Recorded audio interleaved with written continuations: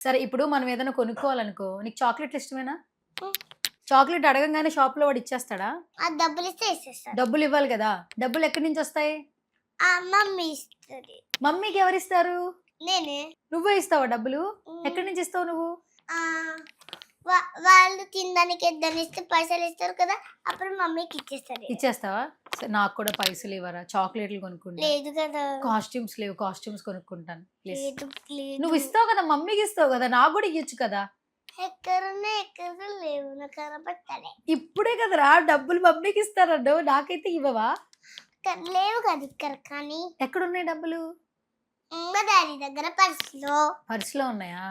Daddy 5th ఫ్లోర్‌లోనే ఉన్నారు. Daddy 5th ఫ్లోర్‌లోనే ఉన్నారా? హ్మ్. సరే. డబ్బులకి ఇప్పుడు చాక్లెట్‌లకి ఎంత డబ్బులు ఇవ్వాలి కొనుక్కోవాలంటే? 100 రూపీస్, 50 రూపీస్ అట్లా అంటారు కదా వాళ్ళు అందుకనే.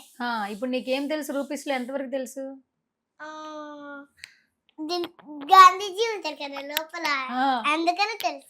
గాంధీజీ ఉంటే అవి డబ్బులు. కాయిన్స్ కూడా ఉంటాయి కదా! దాని లోపల 200 రూపీస్ ఆ! అవి ఉంటాయి. 200 రూపీస్ ఉంటాయి. హ్మ్. అంతేనా? హ్మ్.